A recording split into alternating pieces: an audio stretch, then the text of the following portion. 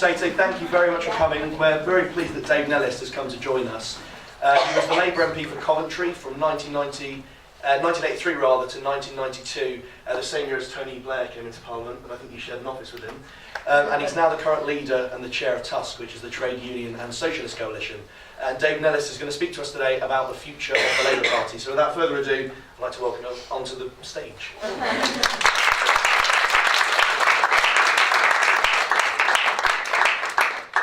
Thanks, Henry, and those who've organised tonight, and those of you who've come, particularly, as I understand, some of you have come straight out of finishing a lecture at 6 o'clock. So to see so many of you here tonight, that's much appreciated. I'm not an academic, and I'm not going to be giving an impartial speech for the next 30 minutes or so. I was here 44 years ago, living on campus, collecting money for the miners, and for the last 44 years since I left here, I've been an active socialist, active in left and trade union politics. And I'm going to try and argue tonight a couple of things. Firstly, that the current situation inside the Labour Party is potentially an historic point of change, particularly in its direction the last 30 years, but that a number of constitutional and policy changes are necessary if that change which Jeremy has brought about by 2 successive leadership victories is to be consolidated. As I say, about 30 minutes, then a question and answer, as Henry has indicated, not limited to the things that perhaps I mentioned in my talk, because as has been explained, I spent 9 years in Parliament and 14 years as an independent socialist in the City Council here in Coventry. I did share an office for 4 weeks with Tony Blair. I did hit Paddy Ashdown over the head with a rolled up newspaper until I found out he'd been in the SBS. And I did help organise the largest civil disobedience of the 20th century. So there's probably some other areas we could move into when we get to the questions. But to begin with where Labour is at the moment. 3rd week of September, about a month ago, Jeremy Corbyn won for the second time the leadership of the Labour Party with an increased percentage vote of some 62% of votes. Labour is now said to be the largest mass membership party in the whole of Europe. And despite everything that was thrown at Jeremy, particularly this summer with the coup of the right-wing MPs in Parliament and all the rest of the stuff that the press and so on were thrown at him, if 130,000 additional members of Labour who joined between January and July of this year had not been excluded, and many thousands of individuals not being banned from taking part, then his 62% majority could have been even higher. Some of those bannings are literally stupid. People who tweeted a year or two earlier that they supported a Green candidate in a council election.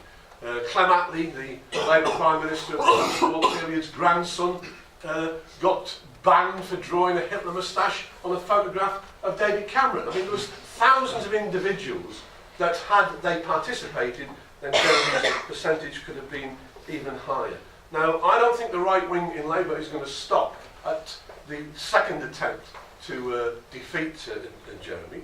The next flashpoint could be as little as 4 weeks away when the National Executive Committee of Labour meets, because what was postponed from the conference of 4 weeks ago were planned by the Deputy Leader Tom Watson to change the constitution of Labour, and in particular to give to MPs alone the opportunity to elect the shadow cabinet, which would put another prison wall around that small number of MPs who backed Jeremy in Parliament, and if it was successful, by the way, would turn the balance on the National Executive itself to the right again, which would mean another year of warfare taking place. Now, why is it that if, as has often been said by many newspapers, Jeremy Corbyn wears sandals, eats muesli, won't do his tie up, can't sing the national anthem and so on, got no chance of winning the general election? Why are people bothered about who leads Labour if he's not a single chance of winning the next general election? Well, the fear, of course, is that the opposite, that he does have the chance of leading a revitalised Labour into a general election victory. Just some of the issues which he raised in his 2 general leadership election campaigns, if raised in the run to the general election, would, like touch papers amongst huge swathes of the population, many of whom have not reliably participated in elections in the past. First of all, is support for a £10 an hour minimum wage for those millions, particularly young workers who are in forms of employment which are not regularised, not guaranteed, not at the level that you could raise a family on or buy a home and so on. Restoration of free education, getting rid of tuition fees and of loans, going back to the principle of education being free from the cradle to the grave. Public ownership of key industries like rail and energy. A major increase in house building. Opposition to continued austerity. Campaigns on those issues, in my view, could mean that probably several millions of the 5 million who voted Labour in 1997 and didn't vote Labour in 2010, lost under the Blair years, could be brought back to Labour, and Labour could win that victory. And it's not just the individual specifics of those policies which are important.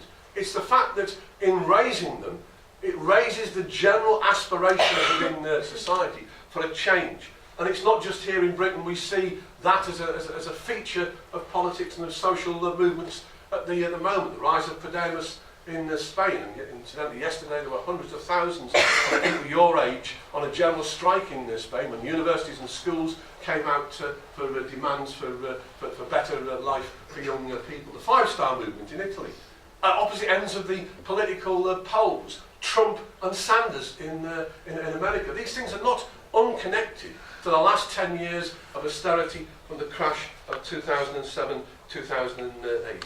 The Institute of Fiscal Studies brought out figures last month that for those aged 31 to 59, incomes have been stagnant for the last 10 years since 2007. For those aged 22 to 30, people are 7% worse off. For those living in London, figures today brought out by the GMB union say an absolute 18% fall in living standards over that last 9 or 10 years. Now, for 30 years now in this country, there's been a luxury as far as the establishment are concerned. They've not only had their own party of some 100 or 150 years, the Tories, as a way of governing, but they've been given in the last 30 years the second main party in this country on a broadly overlapping social and political agenda, reliable to do more or less the same things. When it came to foreign wars in Iraq, when it came to austerity, when it came to the restoration of the top 1% in society having the lion's share of income, Labour travelled a path in parallel with what the Tories had put forward themselves, to the point where at a function in 2002, a fundraiser for the Tory party, Margaret Thatcher was asked what was her greatest political legacy. She came towards the end of her political life, and you might have thought she would have said it was the defeat of the miners in 84-85, and the way the trade unions from that point onwards, the leaders at least of the trade unions, were cowed by that thought of having a similar defeat to that which the miners had. No, it wasn't the miners. It was Tony Blair and the creation of New Labour. The fact that she could see in the way in which, from Neil Kinnock in the late 1980s, through Tony Blair, through Gordon Brown and Ed Miliband, Labour had become that reliable tool for big business and for the interests of capitalism itself. Now, Jeremy's victory was via two historical accidents that could no way have been predicted even weeks or months in advance. I haven't got the time to tell the whole stories, but in 2012, there was a Labour MP called Eric Joyce who had a couple of punch-ups in the Strangers Bar in the House of Commons. He also had several other assaults with people around the same time. He was suspended by Labour, and he was forced to complete his life as an MP as an independent. He was the MP for Falkirk West up in Scotland. And the chairman of Unite, the biggest union in the country, in Scotland, happened to be the convener of the oil workers at Grangemouth in Falkirk itself, in a Labour Party with less than 100 members. And during 2011-2012, Stevie Deans recruited 84 new members to the Labour Party from the oil refinery, working class people joining the Labour Party. When that came at the same time as Eric Joyce was suspended and they had to look for a new MP, Ed Miliband sent a report on that Labour Party recruitment to the Scottish Police, suspended CV deans, closed down the Falkirk West by-election, and brought to the next conference in 2012 for a thing called the Collins Report, an attempt to reduce the organised vote of the trade unions in the Labour Party by opening up the chance of electing a Leaver to anybody that registered as a Labour supporter for the price of a pint. £3. The first historical accident was when hundreds of thousands of people thought it's worth £3 if we can make a bit of a change in how Labour is led. The second accident was that Jeremy never expected to be the candidate to be the leader. 2 days before the nominations closed in 2015, he only had 18 of the 35 nominations that were required. He got 18 more nominations in the next 48 hours. The last one, 2 minutes before nominations closed, memory serves me correct, was Chris Smith, one of the Cambridge Labour MPs. And most of those second 18 never voted for Jeremy Corbyn because they wanted him to be a candidate to try and pull a few votes to the left away from Andy Burnham, who was then the front runner in the leadership election, and then perhaps somebody like Yvette Cooper could come through the middle. So hundreds of thousands of new members of the Labour Party was an accident. Jeremy getting on the ballot paper was an accident. What wasn't then an accident was the touch paper that was lit amongst the aspirations and hopes of working class people, particularly younger people, that now they could have some part of the change in Labour itself. Now, I'm from the Socialist Party. I was a Labour MP, I was a member of the Labour Party for nearly 20 years, but I helped found the Socialist Party in 1997. We're not affiliated to Labour. We would like to be affiliated to Labour. Labour has some 20 to 25 affiliated organisations, most prominent of which is the Co-op Party, which has been affiliated since 1927 and has 28 MPs who are members of the Co-op Party, but who are elected as Labour MPs as well. So we're campaigning at the moment to get back to some of the origins of Labour and its federal composition at the beginnings of the 20th century, and say that's a model, particularly when you look at various parts of Europe, which is getting more and more common in the workers' movement when it comes to creating mass anti-austerity parties. But during my life in the Labour Party, we were better known then as the militant tendency. We were expelled in a decade from about 83 to 93.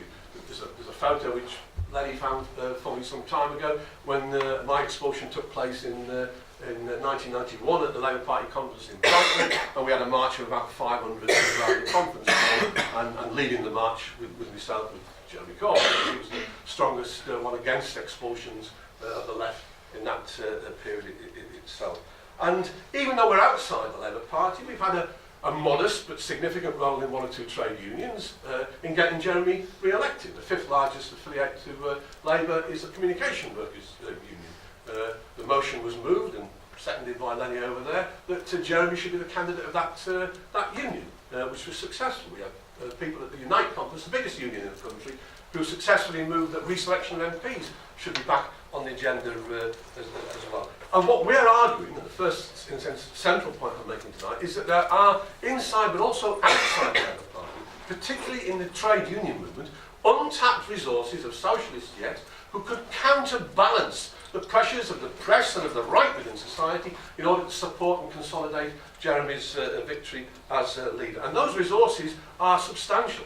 Len McCluskey, during this last leadership election, he's the General Secretary of the Unite Union, revealed that the company which had set up the candidacy websites for Anna Eagle, and which had organised the hour-by-hour resignations of MPs, was a PR company with at least, I think, 12 members of staff who'd been employed by Tony Blair during the Blair years at advisor or senior levels within the Blair government. People like Max Mosley, who used to run Formula One, this summer gave £200,000 to Tom Watson to strengthen his office in Parliament in preparation for the leadership election campaign. Other rich Labour donors like John Mills, who gave £1.6 million to Labour during the previous 5 years, the Ed Miliband 5 years, has promised a similar amount to Chuka Umunna, to Tristram Hunt, to form organisations in Parliament called Labour for the Common Good, and outside Parliament organisations such as Labour Tomorrow, or as Adam Bolton, who's the political editor of Sky, has said, another name which has been floated is Progressive Democrats. Now, how is this going to play out?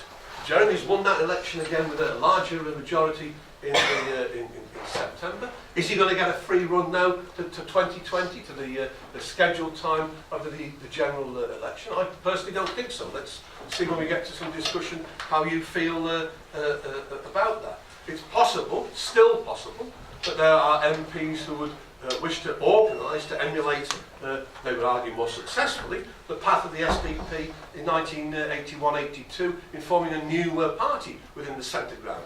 I don't think it's an accident that Tony Blair has closed down several of his business interests and done an interview 3 weeks ago in Esquire where he's hinting at a return to national politics in Britain. There may be others who look at the 38% that Owen Smith got in the election and think that there's still an argument for staying in Labour and whittling away at Jeremy's position and trying to organise a further coup attempt. Because nothing is guaranteed in politics. There's been a change of leader down in London. There's been a change of leader at the national level of the Labour Party.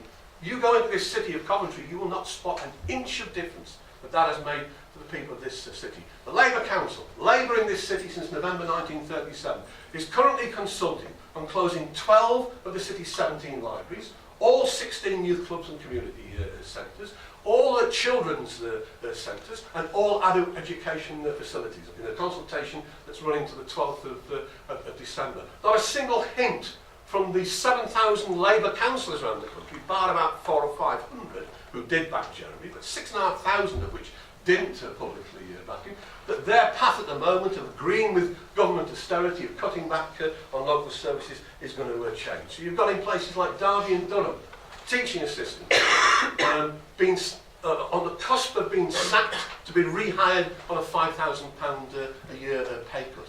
You've got in Manchester, although the threat of sacking has been withdrawn from negotiations, up to 3 or 4 weeks ago, the Labour-controlled Fire Authority was going to sack every firefighter in Manchester and then rehire them on worse terms and conditions. That's the experience of Labour on the ground, which hasn't yet been affected by that change nationally.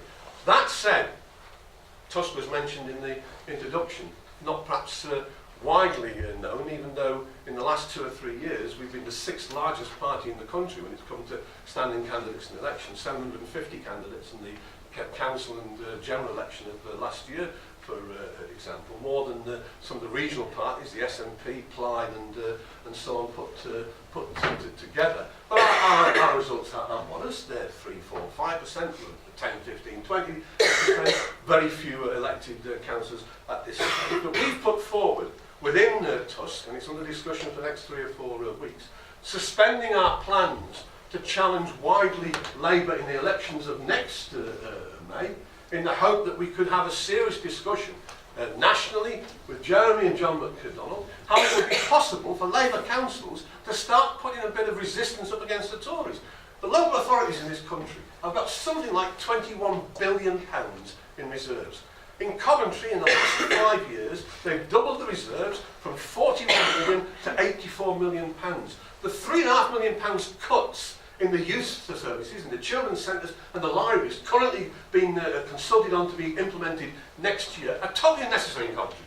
They could be obviated by the use of a small portion of reserves, or by borrowing, or by what's called capitalisation of current spending. There's various ways in which it could be addressed as an exchange with the population of Coventry to say we will now jointly, council, unions and whole population of the city, organise a campaign to try and force the Tory government to restore more fair funding for local authorities. And we've got precedents.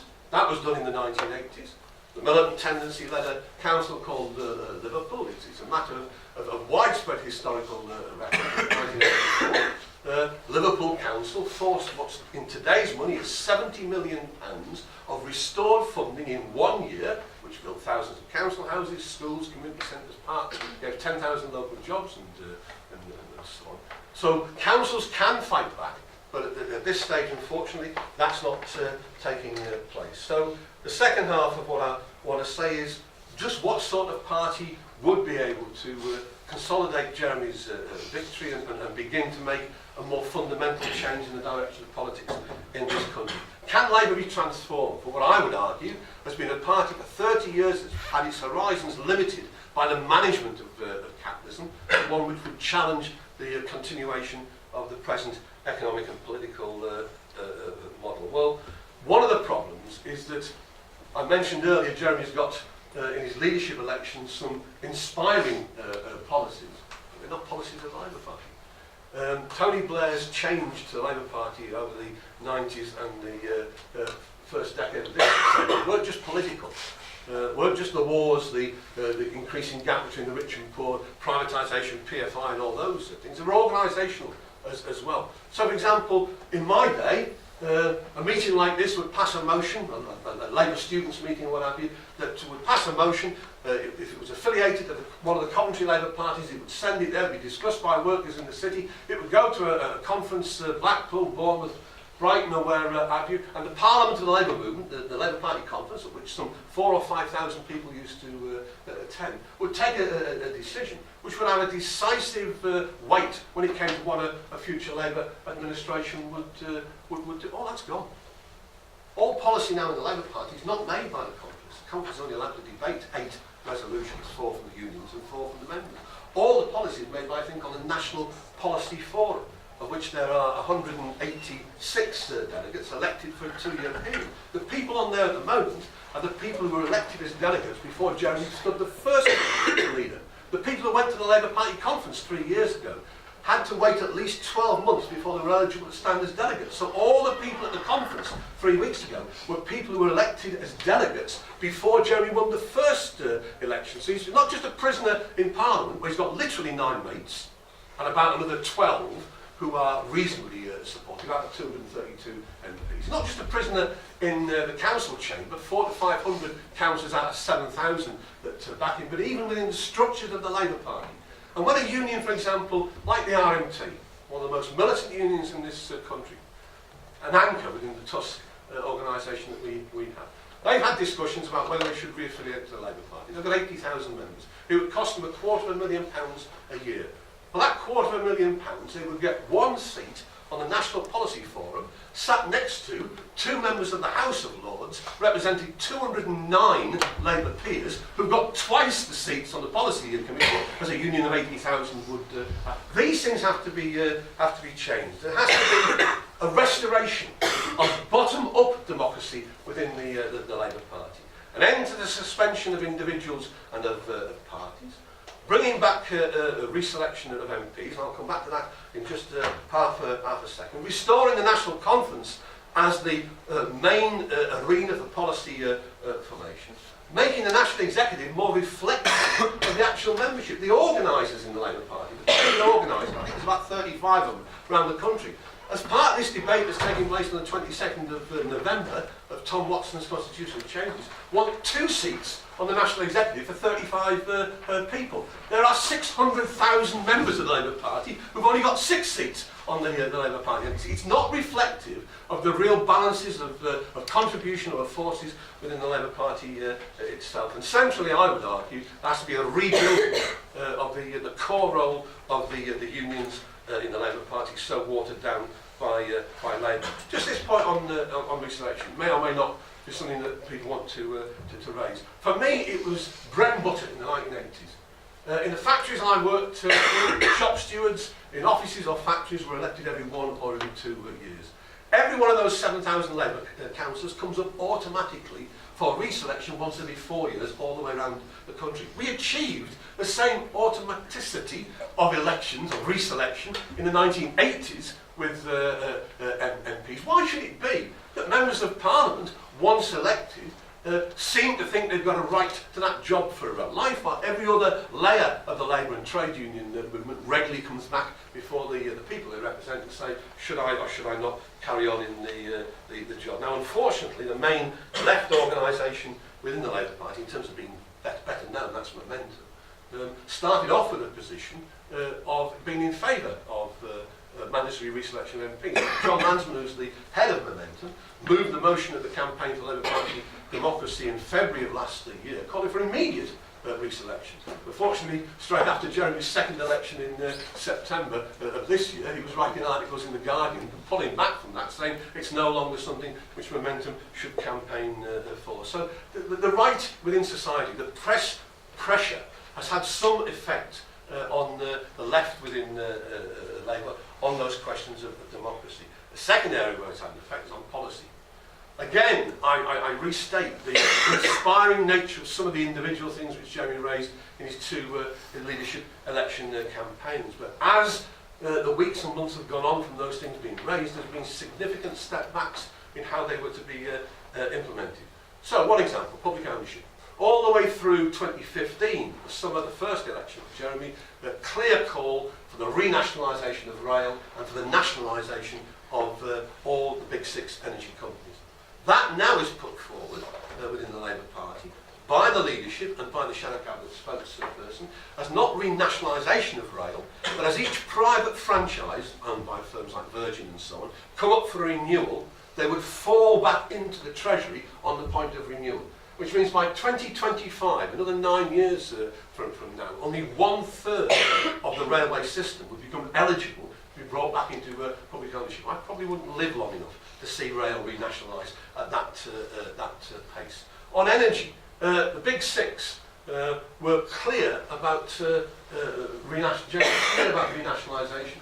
But as that has now been explained, from the end of September in 2015, the talk now is to develop 200 local energy companies with 1,000 mainly council or co-ownership franchises to generate electricity on a local basis in competition with the big six generators and energy companies, and to feed it back into the grid. As the Financial Times once pointed out, the reason why gas was nationalised in 1949 was that there were 600 local suppliers of gas, and such a fragmented market was impossible to plan and to rationally organise. If we to deliver an integrated transport system, if we to tackle climate change, two of the areas which have to be planned are energy production and transport. They're two of the largest contributors to greenhouse gases within the atmosphere. And there's an old saying within the Labour movement: you cannot control what you do not.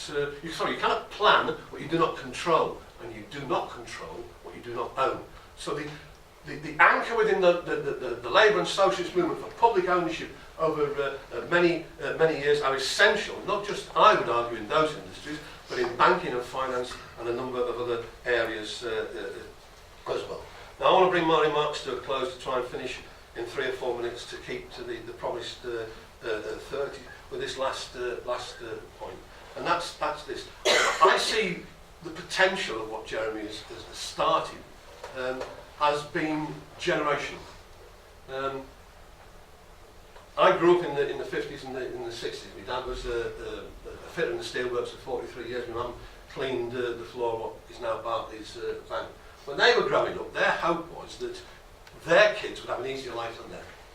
You were the first generation which, on current patterns of economic and social development, we can no longer promise that to. In the 1960s, when my mum and dad, 1950s, when my mum and dad bought their house, it was on 1 to 2 times a skilled worker's wage. In Coventry now, it's 6 to 8 times. In London and the South East, it's 10 to 12 times the average wage. In the 1960s, 1 skilled working class wage could pay the bills. I don't know any working class family in Coventry now that doesn't need 2 wages coming in just to make sure the basic bills are actually being paid. To put figures on this, in 1973, 28 years after the end of the Second World War, we reached a peak. The peak was that 63% of all the wealth created in Britain, the GDP, the gross domestic product, 63% in 1973 went to the working class and their families, and wages and benefits and so on. We're now just hovering on the 50% mark. Now, 13% of GDP may not mean much, seem much. It's actually something like £250 billion a year. I've worked out to give every one of the 500,000 full-time students in Britain a completely free education, not one that ends with £50,000 debt at the end of it, but a completely free tuition scheme and grants instead of loans for accommodation and basic spending. So it would cost something like £10 billion a year. The richest 1% in Britain have had in the last 40 years a shift of the way in which wealth is divided in this country to the tune of £250 billion a year, 25 times what it would take just for that one demand to be granted.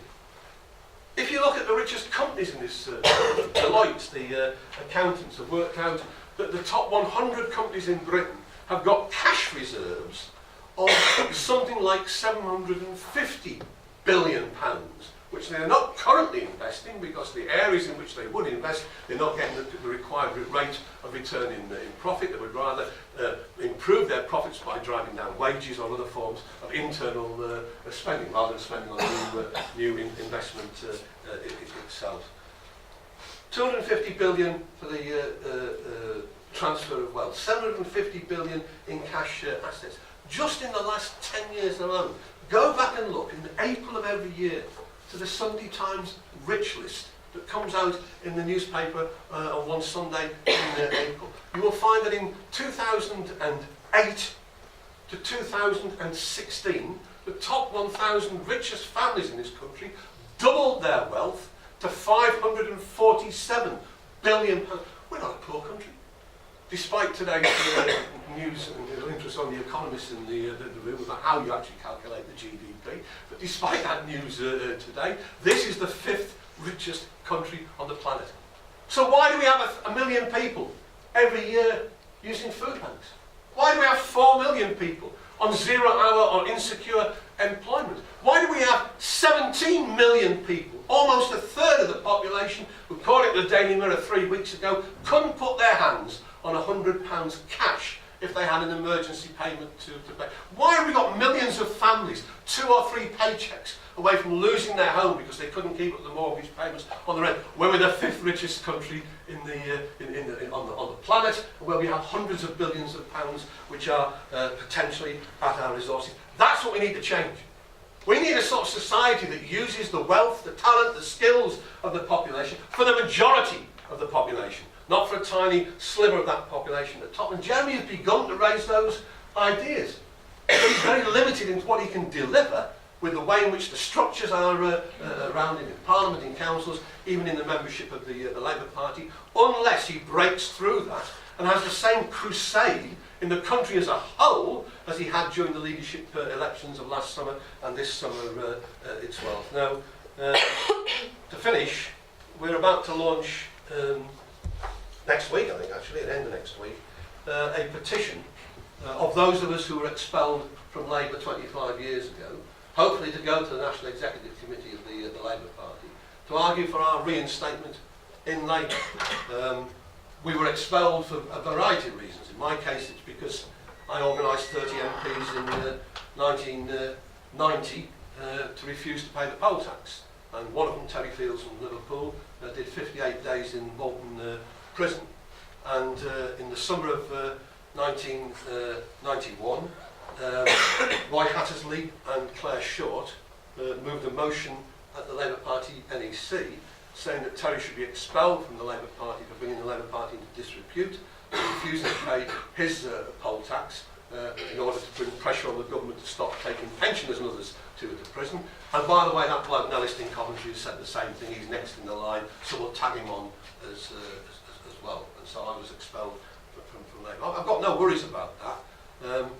I've given you a lot of statistics now. I'm only going to leave you with one more to try and give a mental image of what is possible when a movement touches a serious nerve amongst millions of working class people. If you look at the 1980s in England and Wales in the magistrates' courts, the number of cases that go through the courts each year was relatively steady at 2 million cases a year. From April 1990 to September 1993, the number of cases brought to the magistrates' court in England and Wales of people who delayed or refused to pay their poll tax, because today's Socialist Party, the militant of the 1980s, rooted in working class communities and organisations, were able to give them hope of a different sort of future. The number of cases that went through the courts in that 2.5 years was 25,016,283. The largest civil disobedience seen in this country throughout the whole of the 20th century. That's the scale of what Labour is capable of doing with 600,000 members, allied to socialist policies which can actually make a material difference to people's lives. I'm confident there's a chance of that being achieved. Whether it'll be achieved will be seen in the next months and year or two ahead. You've been extremely patient. I've gone 4 minutes over my time. Thanks very much for inviting me. Thanks for listening to me.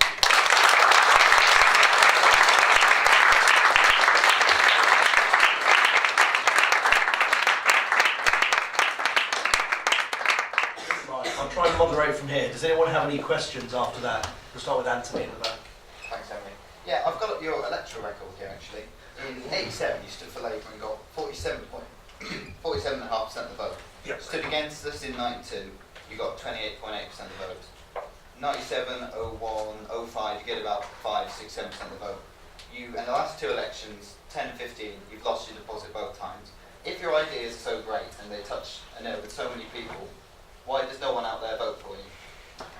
Well, firstly, it's a little unfair to say no one voted for me. I mean, in 1992, one of the examples you gave there, I only lost by 1,000 votes, and I've got letters from people like David Butler at Oxford University saying that that was the closest in at least 50 years anybody who's come from outside one of the main three parties of winning a parliamentary seat. But clearly, when 127 people were then expelled from Labour in 1992, and my constituency, Coventry South East, was closed down for 2.5 years because they couldn't find anybody reliable to the right of Labour to run the party in Coventry. That begins to have an effect. You also lose the resources of the movement which is put towards MPs, trade unions and others. But I've got no apologies for the way in which the campaigns that we've been involved in were reflected in votes. Again, I had 14 years, which you didn't quote, of winning elections in the central part of Coventry, St Michael's ward, as a Socialist Party councillor. Again, we had 3 councillors at one point in Coventry, the largest number of socialists outside of Labour since the days of the Communist Party in the 1920s and the 1930s. But you're right to draw the fact that it's not always the case that ideas and mass support gel together. Jeremy, for example, has had more or less the same ideas all the way through the last 40 years, but it's only through the last 15 or 18 months that he's been able to enthuse hundreds of thousands of people to join. So no apologies. Yes, I lost elections from 92 onwards, but the fact I'm still with a full-time day job, coming out on nights like this to campaign and so on, means I still think the ideas I've been putting forward are worth listening to. Eleanor? Hi. To what extent do you think, like, kind of republicanism ideas such as like a codified constitution could kind of help Labour when it comes to knowing what the public want and what the government's duty is to fulfil to their citizens, etc.? Not sure I fully understand that. So, like, having something like a codified constitution or a pure Bill of Rights, do you think that would help Labour be able to push forward their agenda in any way? Like, would that give them something more concrete that they could link to their policies, and do you think that would help them moving forward? I was prepared to break the law in 1990 of the poll tax, and Jeremy and John McDonnell, by the way, said they would support trade unions in the last 6 months who broke the new Trade Union Act. So I don't have a fast rule on the law as such. I think there are laws which none of us would break, such as running down a bell on zebra crossing or murder or what have you. So laws that keep society within check. But there are also laws that are brought about to prevent change taking place. Most laws are won on the streets in campaigns and are later codified by Parliament then passing legislation, as it was with women's campaigns for 30 years until the Act of 27 that gave universal suffrage all the way through the 19th century with the general extension of suffrage. So Bills of Rights, things which lay out what rights and responsibilities people have, are largely welcome, but they only come about really by struggle. Not only the major laws that have been beneficial to working people have been handed down without pressure on Parliament. So I think the campaign has to come first, and then the Bill of Rights or how it's written out is what comes second. Any other questions? Yep, from I'm just curious as to how you think that, so obviously you talked about massive numbers of Labour members increasing, myself included, and how there's a massive dialogue some ideas that we talked about tonight, renationalisation of railways and energy companies being talked about within the Labour Party. But how do you think that you take those ideas from within the Labour Party to the people that essentially you do need to vote Labour, that haven't voted Labour in the last two elections and probably aren't feeling particularly inclined to vote for someone like Jeremy at the moment? How do you engage with people that in reality you do need to vote for you? Well, it's a combination of things. I mean, it'll sound like I'm going off on a tangent, but it's got a point to it. The Socialist Party is part of an international with about 50 countries where we've got parties around the world, one of which is America. We got a councillor elected in Seattle about 3 or 4 years ago. Now, it may not sound much, I'll probably look back to get one councillor elected. There's only 7 people in Seattle. Seattle's twice as big as Coventry, and they pay their councillors $121,000 a year to run the city. It's a fairly important job, actually that's more than an MP was getting at the time in this country. We got one councillor elected in council, and she was elected on the basis of a campaign with young people in McDonald's and fast food restaurants in the Seattle area for $15 an hour minimum wage. Once she was elected, because councils in America don't just, like in this country, where you're handed a certain amount of money by central government and then you might get the odd bylaw, but basically the laws that councils operate in this country are determined in Westminster. In America, they can set a whole range of legislation on a local basis. And she was able to get passed through the Seattle council chamber within the first year of being on the council.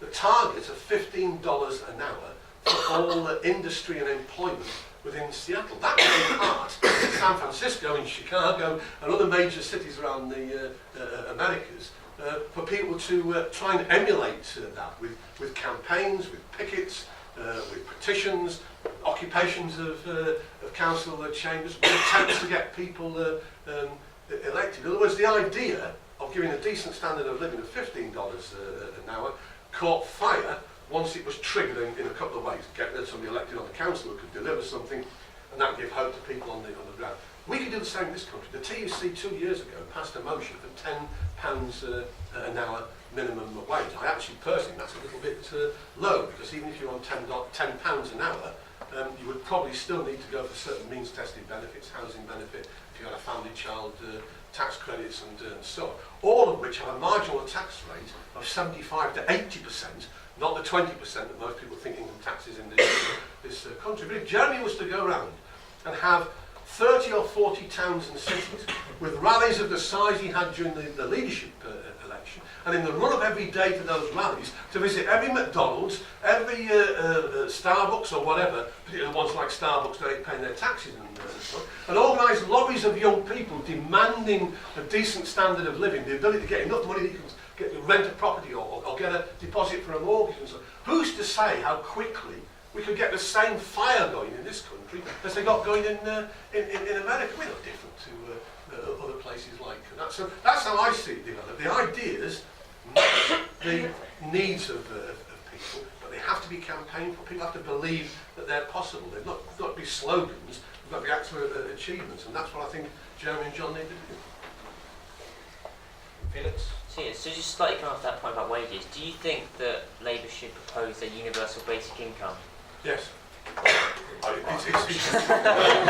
It's simple. I mean, I put private members' bills through in the 1980s on minimum wages and other things. I always made the point that if by means of family responsibility or disability or other things which were without support preventing you from playing a full role in the labour market, why should you have anything less to live on than what we require, what we think should be the basic requirement if you are in the labour market? And that's just an old-fashioned way of saying the same thing. And there are some places, I think Finland, one or two others, where they're moving nearer now to experimenting with it. And again, I think that both Jeremy and John McDonnell would say that they would be in support of that, but it isn't yet Labour Party policy for the reasons I meant earlier. Chairman of Warwick Labour, Matt. Hi there. Last time I heard you speak, it was at a BBC Coventry and Warwickshire debate. The EU, yeah, about the EU, and you were sharing a platform with Jim Carver, UKIP MEP, fundamentally horrible human being, and Glenn Williams, who was 2 weeks later suspended for the Conservative Party for sending racist WhatsApp messages. You were taking a selfie with him afterwards. Why did you campaign for us to leave the European Union? Are you happy now that it's happened and we're going towards hard Brexit? Firstly, I mean, I accepted the invitation by BBC to go to a debate without knowing who else was going to be there and where they were going to be sitting. Again, a slight tangent, because I think part of the job spec was to tell the odd story about Parliament. So in 1987, 3 weeks after the general election, as these things always are, Parliament proposed to raise MPs' wages by some £60 a week, which in 1987 was almost exactly the same as the average rate in the civil service, working in the, what are now the job centres and so on. And I organised the parliamentary opposition to it, and we had a debate. I had a 15-minute speech. It took me 42 minutes to deliver it, not because of the heckling from the Tories in front of me, because of the comrades behind me in the Labour Party who were having a go at me for trying to deny them the £60 a week pay rise they thought they were entitled to. And I got 39 people to oppose that pay rise, and 500 or something supported it, so we didn't quite win that one. And I walked through the No lobby next to the Reverend Ian Paisley, somebody I have absolutely nothing in common with for any sort of politics or social at all. Now, why he went through the lobby, for his reasons, was up to him. I went through because I thought MPs were already overpaid and they should live, as I did for 9 years, on the average wage of the factories in Coventry. To use a phrase of John Maclean, one of the revolutionary socialist leaders of Glasgow during the First World War period, and I think MPs ought to, Labour MPs ought to, rise with their class, not out of their class. They should campaign for everybody to get better standards of living and share that, not get themselves 3 times the wages and 4 times the holidays, and so on. So, I don't worry about who else is voting for other reasons. In 1975, I helped organise the no vote in Coventry against the then Common Market. We put on meetings at the police hall with 1,500 inside, and the same for Tony Benn to come here.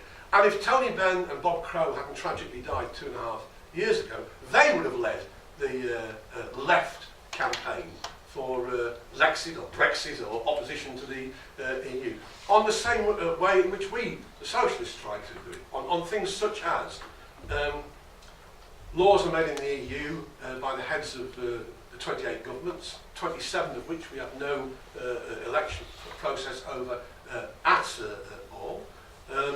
The directives, which certainly since Maastricht and accelerated with Lisbon and other treaties over the last 25 years to do with economic issues, have led directly to the privatisation of rail, of post, of energy, and there's a whole range of cross-border services which are in the targets of the EU.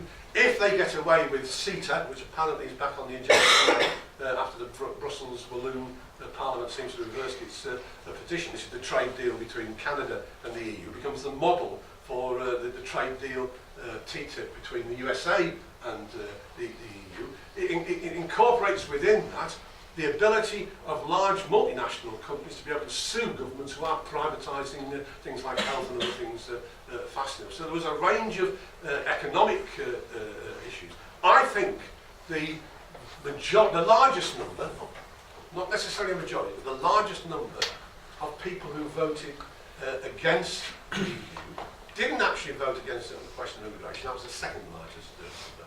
They voted against it because of a feeling of loss of control. It was broadly an anti-elite, an anti-establishment type of vote. And don't believe me, professors in Liverpool and Nottingham that have written books in the last few weeks, or major articles based on their books, and so on, which explain it far better than I do. But it was a socialist opposition to international capitalism through its structures in the EU, pushing the boundaries of public ownership further away, and then through such things as the other freedoms, not just of capital moving. So, for example, we lost our major car factory in Coventry with 3,000 well-paid Peugeot jobs that went to Slovenia because of EU grants, and Peugeot shifted the factory over there. We've had a lot of exporting of major manufacturing directly to do with the EU constructs. And we've also had the movement of people by agencies trying to bring in large numbers of workers on lower rates of pay, particularly in certain construction industries, oil refineries and stuff like that. And I wanted the trade unions to take a grip of that. I wanted anybody who works in this country, wherever they come from, and they're all welcome, to get the same rate of pay, not to have people undercutting existing jobs by being at £5 or £6 an hour cheaper. I want refugees who are fleeing the wars, which Britain and Tony Blair have exacerbated in the Middle East, have the right to come to this country for sanctuary and so on. So we put forward an internationalist, socialist opposition. The reason you didn't really hear it about in that one debate on the BBC is that even though we applied, there were 3 campaigns in this country applied to the Electoral Commission to run the Out campaign, one led by Boris Johnson, one led by Farage, and the third one was my letter to the European Commission. Ours was the one that was chucked out first, and then there was a bit of a mix-up between the other two as to how that campaign was delivered. So we campaigned on internationalism, on socialism, on tradeism, on public ownership, and opposition to the multinationals and their constructs in the EU, deciding to pauperise large numbers, millions of working people in Europe, in order to make bigger profits. Long answer, sorry. We've got time for a couple more. So yeah, my question is, Jeremy Corbyn's got us on this road to nationalisation of the trains and energy corporations, like you're saying, yeah. But how is he going to stop the problems that occurred when we did that the last time, like such as blackouts across the country, strikes, like lack of competitivism and like general mismanagement and that kind of thing? How are we going to address those problems? Firstly, with respect, as they always say, and I definitely disagree, you're conflating several different things there. I made the point that the 1970s, which is the period you're talking about, was the period when working class families had their best standard of living in the last 50 years. And it was in defence of that, from 75, 76 onwards, the IMF that came in 1976, demanding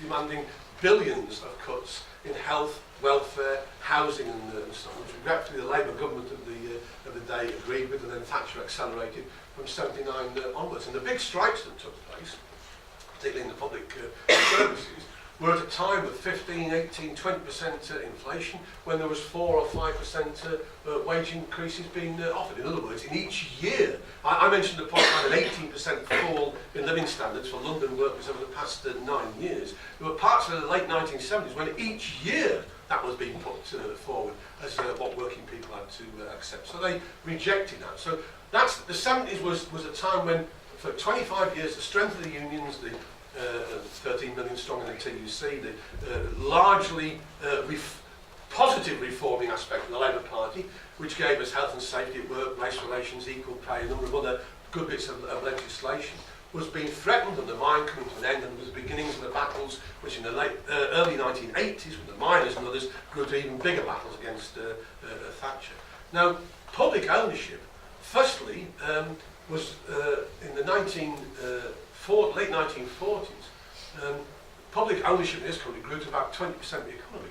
And although if you read through the history, you'll find in the Mr. Cube campaign and one or two other things that the employers of the day railed about, largely they were quite happy with the ideas. Like today, the CBI has come out and asked for the Tory government to increase public spending by £6 billion to give contracting firms in Britain a bit more security as they go over the next 6 or 12 months. In other words, they want public spending to take place in a much larger way after the war, after the basic industries of transport, of energy, of steel manufacture and so on have been run into the ground in the 1920s and the 1930s. They were necessary for a modern capitalist economy, and they were largely allowed to take place by the big companies. Now, what happened with those, and I'm going to shorten a lot of it, try and do it in less than 1 minute, what happened with a lot of those industries was they inherited huge debt and compensation to the former owners. So for 20, 30, 40 years afterwards,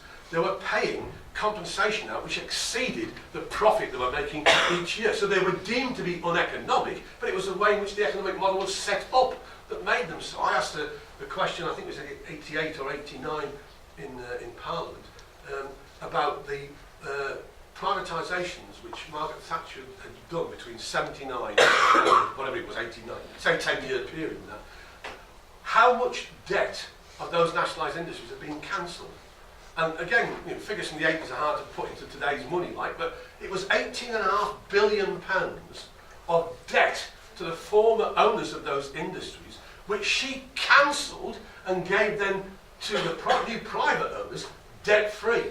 Similar to what happened in Coventry when 15 years ago all the council housing was privatised into Whitefriars. There was £110 million of historic city council debt, which meant the rents had to be much higher than otherwise they would have been in order to raise enough money to pay the loans that had been taken out of the building houses. It was wiped out by the Labour government as a sweetener to get the whole 21,000 houses transferred over to an independent housing association. So you've got to go a bit deeper to say nationalisation wasn't fought against by the capitalists because they wanted the basic industry looked after by the state, like the CBI yesterday, 6 billion extra to keep their profits up. It was saddled by the incubus of debt and compensation to the former owners. It was never democratic. It was not run by working people. It was run by the same sort of bankers and that and run the industries into the ground. The sort of nationalisation I want to see is not with that sort of compensation. A lot of industries like pharmaceuticals, which I think ought to be nationalised and brought in-house into the NHS, I would say would be largely compensation-free. I'm quite happy looking at any pensioner who's got a few shares for their pension in a fund that relies on that to guarantee a certain level of income, £200 a week, £250 a week, or whatever we decide would be that universal basic income that we talked about earlier on. But the idea that the Philip Greens of this world, who've just robbed £350 million from the pension scheme of British home stores, sent it out to Monaco where his wife owns these industries because she don't pay any tax on it, that those sort of people who got the compensation in the 40s and the 50s when the first round of big nationalisation took place, should get it again when a Labour government with socialist policies comes in. No way. We would be looking to restructure the economy for the benefits of the 99%, not for the 1% who've been running it.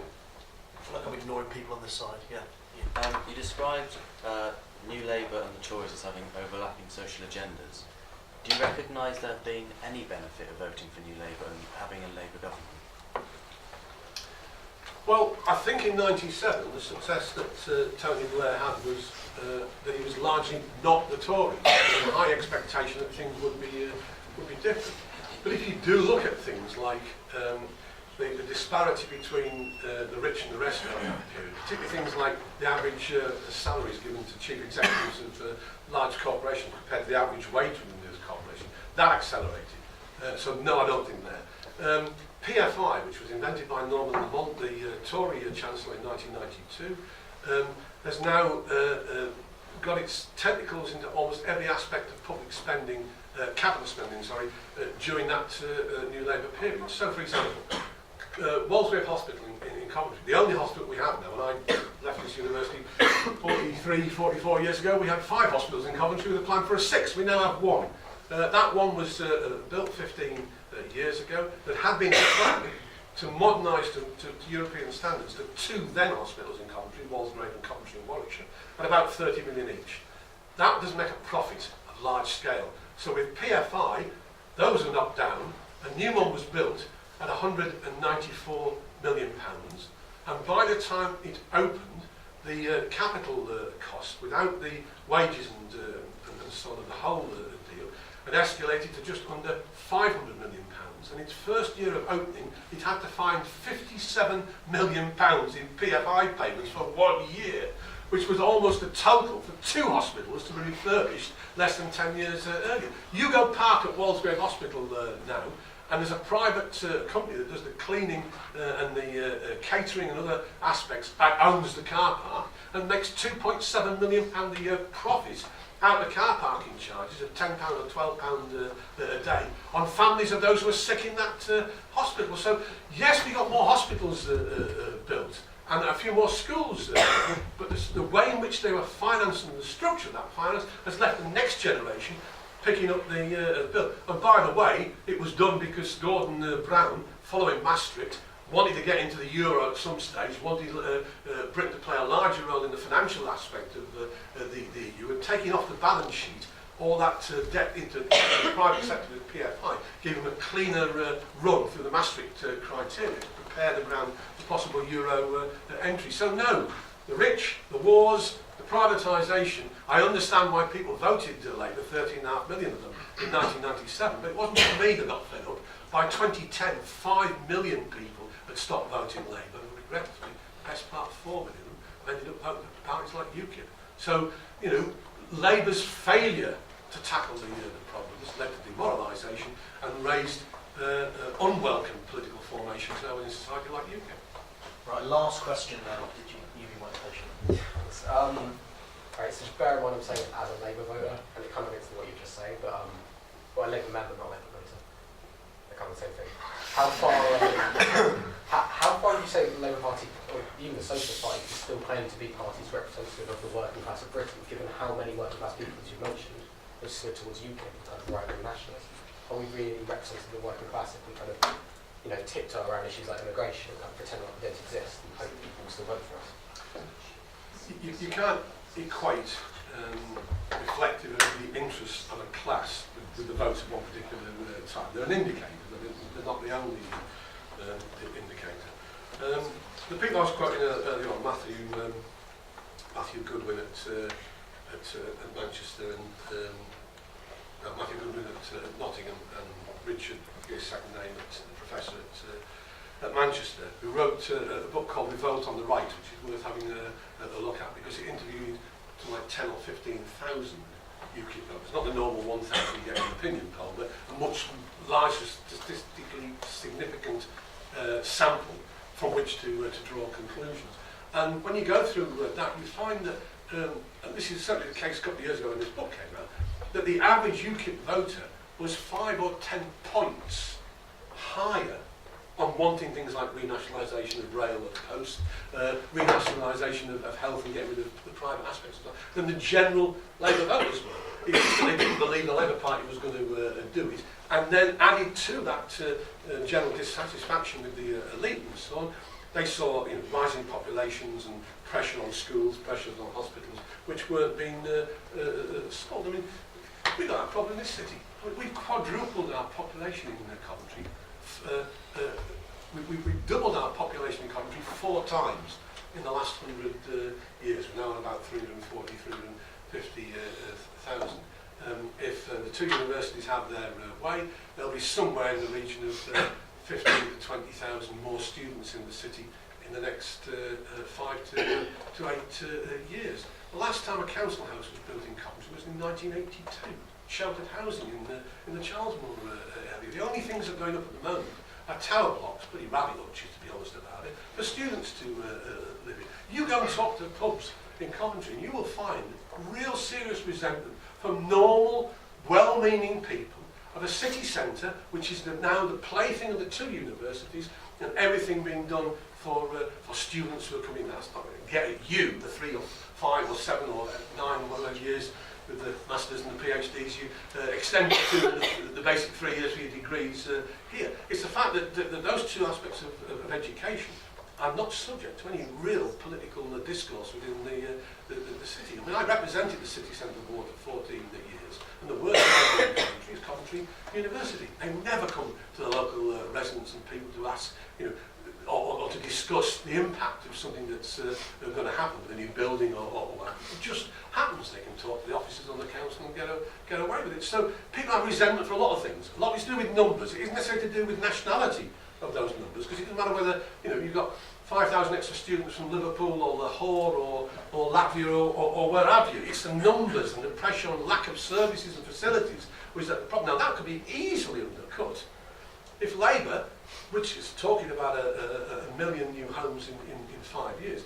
By the way, our present rate of building 140,000 homes a year, which is 700,000 in 5 years, isn't that time ago, it was like 2 million over that period. But homes that then could be rented at modest rents to young working people, to those who are getting their first, whether it's assistance with buying or with renting or what have you. You could undercut the loss of those votes to the right by socialist solutions that dealt with the real problems that people face. And the real problems are wages, and jobs, housing and so on. crack those sort of things, then in the same way, largely, every doubling for 4 times that we've had the population coming, we've coped with it. We had a bit of an up and a down in the early 1980s, a couple of racist murders, Rocklands racism starting in Coventry, and bands like the Selector and the Specials and so on became national exponents of anti-Union racism because of the experience of Coventry. But largely in Coventry, we've coped whilst we've had industry and jobs and housing for people. Stop those things, and all sorts of nasty stuff comes out of them. Right, can we give Dave Nellist a big round of applause?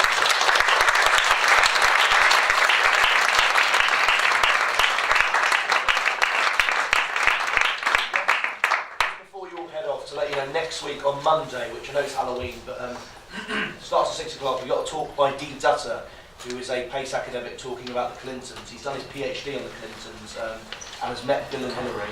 And he's going to be talking about Bill and Hillary Clinton's secrets and complications. And then on Tuesday, which is the 1st, it's Hugo Dixon, who was the founder of Impact, and he played quite a prominent role in the EU campaign, giving a talk. But once again, can we go out for Dave Nellist?